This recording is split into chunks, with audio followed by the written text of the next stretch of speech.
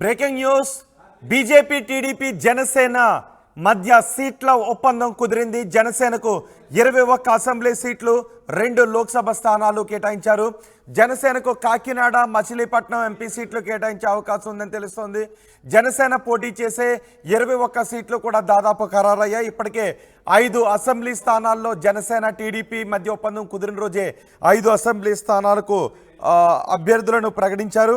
ఇక మిగిలిన చోట్ల ప్రకటించాల్సిన అవసరం ఉంది. 16 చోట్ల అభ్యర్థులను ప్రకటించాలి. తెనాలి, నెల్లిమర్ల, రాజానగరం, కాకినాడ రూరల్, అనకాపల్లి 5 చోట్ల ప్రకటించారు. తెనాలికి నాదెండ్ల మనోహర్, నెల్లిమర్లలో లోకం మాధవి, రాజానగరంలో బత్తుల బలరామకృష్ణ, కాకినాడ రూరల్ నుంచి పంతం నానాజీ, అనకాపల్లి నుంచి కోనతాల రామకృష్ణ పోటీ చేస్తారని 5 పేర్లను ప్రకటించారు. మిగిలిన చోట్ల పేర్లను ప్రకటించాల్సిన అవసరం ఉంది.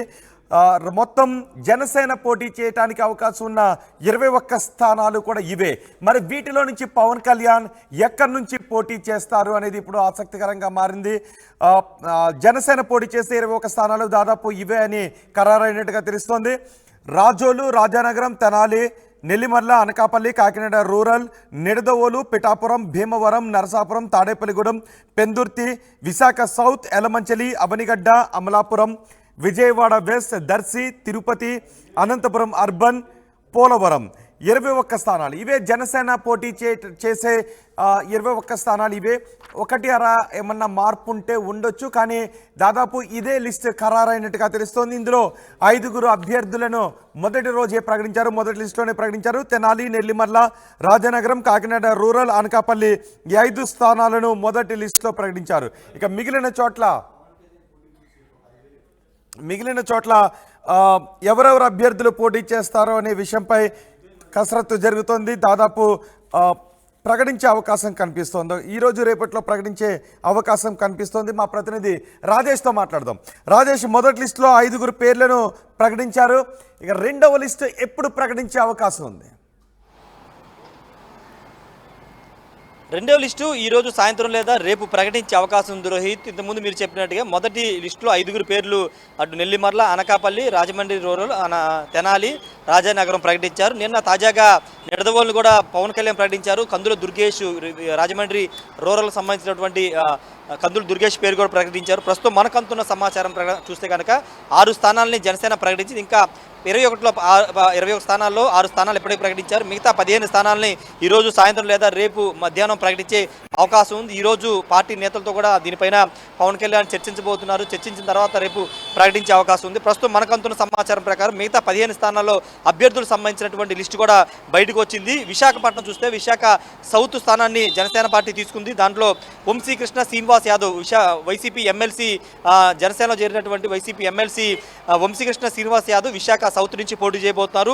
యలమంచిలి నియోజకవర్గం నుంచి సుందరపు విజయ్ కుమార్ ఆల్రెడీ స్పోక్స్ పర్సన్గా జనసేన పార్టీ స్పోక్స్ పర్సన్ ఉన్నటువంటి సుందరపు విజయ్ కుమార్ పేరు బలంగా వినపడుతుంది. ఇక పెందుర్తి నియోజకవర్గానికి సంబంధించి వైసీపీ నుంచి వచ్చినటువంటి పంచికర్ల రమేష్ బాబు పేరు బలంగా వినబడుతుంది. ఆయన పెందుర్తి నియోజకవర్గం నుండి పోటీ చేయబోతు తెలుస్తుంది. అనకాపల్లి ఆల్రెడీ కొడతాల రామకృష్ణ ఇప్పటికే మొదటి లిస్టులో ప్రకటించారు. ఇక నర్సాపురం ఉమ్మడి పశ్చిమ గోదావరి సంబంధించి నర్సాపురం నియోజకవర్గం చూస్తే బొమ్మిడి నాయకర్ పేరు వినబడుతుంది. ఈయన మత్స్యకార సామాజిక వర్గానికి సంబంధించిన వ్యక్తి, ఈయన పేరు బలంగా వినబడుతుంది. వాటితో పాటు భీమవరం పవన్ కళ్యాణ్ పోటీ చేయకపోతే ఈరోజు పులిపర్తి రామాంజనేయులు జనసేన పార్టీ తీర్థం పుచ్చుకోబోతున్నారు.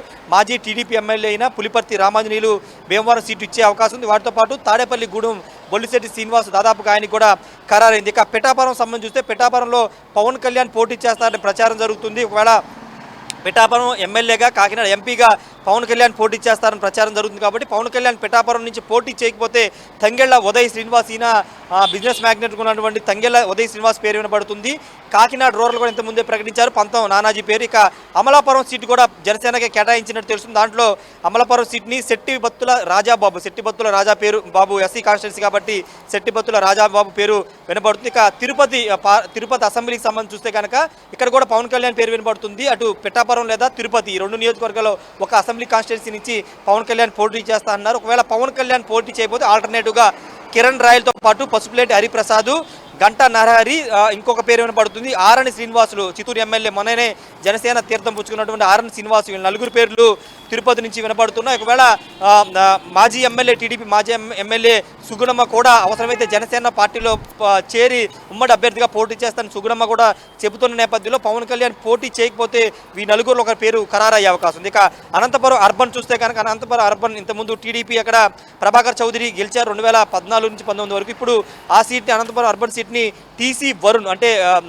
శెట్టి బలికి సంబంధించినటువంటి టీసీ వరుణ్ కానీ భవానీ రవికుమార్ కానీ వినపడుతుంది. వీళ్ళిద్దరు కాకుండా మహిళ వైపు కనుక వెళితే కనుక కమ్మ సామాజిక వర్గానికి సంబంధించినటువంటి పెండియాల శ్రీలత అనంతపురం అర్బన్ పేరు నుంచి వినపడుతుంది. ఇక ఉమ్మడి తూర్పుగోదావరి జిల్లా చూస్తే కనుక రాజోలు నియోజకవర్గానికి సంబంధించి 2019లో రాజోలు నియోజకవర్గం జనసేన పార్టీ కైవసం చేసుకుంది. రాపాక వరప్రసాద్ ఆ పార్టీలో గెలిచి వైసీపీలో కొనసాగుతున్నారు. ఇప్పుడు రాజోలు నుంచి బొంతు రాజేశ్వరరావు పేరు, అదేవిధంగా దేవ వరప్రసాద్తో పాటు రాపాక రమేష్, వీళ్ళ ముగ్గురు పేర్లు బలంగా వినపడుతున్నాయి. వీళ్ళలో బొంతు రాజేశ్వరరావు దాదాపు ఖరారయ్యే అవకాశం ఉంది. ఇక రాజానగరం ఆల్రెడీ బొత్తుల బలరామకృష్ణ పేరు ప్రకటించారు. ఇక ఉమ్మడి పశ్చిమ గోదావరి పోలవరం నుంచి చూస్తే కనుక చిర్రి బాలరాజు పేరు వినపడుతుంది. ఈయన ఎస్టీ కాన్స్టిట్యున్సీ కనుక చిర్రి బాలరాజు పేరు ఒక పేరు అక్కడ వినపడుతుంది. ఇక విజయవాడ ఉమ్మడి కృష్ణా జిల్లా విజయవాడ వెస్ట్ పోతిన మహేష్ దాదాపుగా ఖరారయ్యే అవకాశం కనబడుతుంది. ఆయన పేరే బలంగా వినపడుతుంది.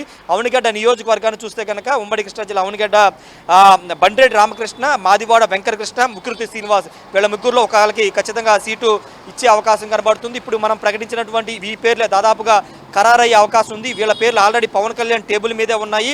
ఫైనల్గా ఒకసారి అందరితో ఒకసారి పార్టీ నేతలతో మాట్లాడి వీళ్ళ పేర్లు ప్రకటించే అవకాశం ఉంది. 15 స్థానాలకు సంబంధించి రెండవ లిస్టు పవన్ కళ్యాణ్ ప్రకటించే అవకాశం ఉంది రోహిత్. ఈరోజు సాయంత్రం లేదా రేపు మధ్యాహ్నానికి ఈ లిస్టు అనౌన్స్మెంట్ వచ్చే అవకాశం ఉంది Rohit. Right Rajesh, BJP TDP Janasena సీట్ల ఒప్పందం కుదిరింది. జనసేనకు 21 అసెంబ్లీ సీట్లు, 2 లోక్సభ స్థానాలు కేటాయించారు. జనసేనకు కాకినాడ, మచిలీపట్నం లోక్సభ స్థానాలు కేటాయించారు. ఇక అసెంబ్లీ స్థానాల్లో ఎక్కడెక్కడ నుంచి పోటీ చేసే అవకాశం ఉందనే విషయంపై దాదాపు క్లారిటీ వచ్చింది. జనసేన పోటీ చేసే 21 అసెంబ్లీ స్థానాలు కూడా ఇవే. ఇప్పటికే మొదటి లిస్టులో టీడీపీ జనసేన పొత్తును అనౌన్స్ చేసిన రోజు 5 స్థానాలకి అనౌన్స్ చేశారు. ఆ తర్వాత నిన్న నిడదవోలుకు కందుల దుర్గేష్ పేరును కూడా పవన్ కళ్యాణ్ అనౌన్స్ చేశారు. ఈ నేపథ్యంలో 6 పేర్లను announce చేసినట్టయింది.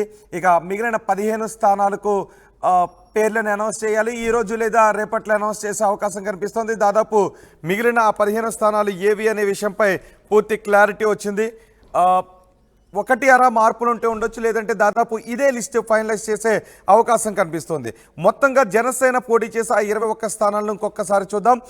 Razole, Rajanagaram, Tenali, Nellimarla, Anakapalli, Kakinada rural, Nidadavolu, Pithapuram, Bhimavaram, Narasapuram, Tadepalligudem, Pendurthi, Visakha south, Yelamanchili, Avanigadda, Amalapuram, Vijayawada west, Darsi, Tirupati, Anantapuram urban, Polavaram ఈ స్థానాలే జనసేన పోటీ చేసే అవకాశం ఉన్న స్థానాలు. ఈరోజు రేపట్లో ఈ లిస్టును విడుదల చేసే అవకాశం కనిపిస్తోంది.